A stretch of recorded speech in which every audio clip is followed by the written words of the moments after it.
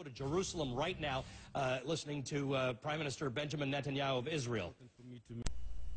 Lately, Mr. Erdogan, Turkey's Prime Minister, had an interesting thing he did. He said in Hebrew that we Jews should go according to our Bible, and he said in Hebrew, Lo tirtzach, don't murder, you shall not murder. But I want to ask you, Erdogan, how many Kurds did you murder in the last month? I want to say, one of your military staff said that you murdered 100 Kurdish rebels in Turkish airstrike. So I want to ask you, how many Palestinians did Israel kill in the last month? Nobody. Okay. I want to ask you, Mr. Erdogan, how come you have the nerve to accuse Israel in occupying? You are occupying Cyprus for 63 years. So how come you are accusing us of occupying while you are occupying Cyprus yourself? By what right are you criticizing Israel? Okay? So let's talk about minorities. You've got your Kurdish minority, and maybe you regard them as citizens, but you're trying to erase their culture.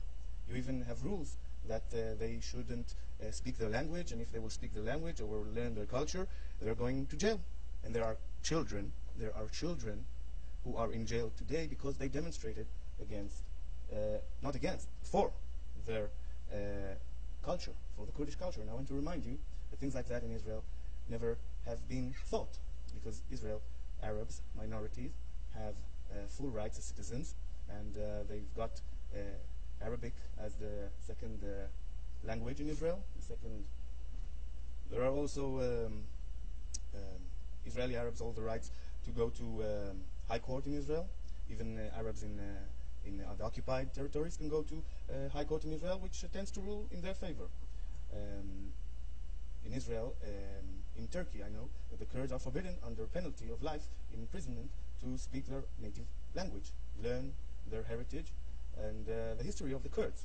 This thing never thought to occur in Israel, because they speak their own language, they learn in their school their Arab heritage, and if Israel was now an Ottomanian or Turkey, under Turkey ruling, God forbid, so the Arabs and the Jews won't have any rights, like the Kurds don't have any rights in Turkey.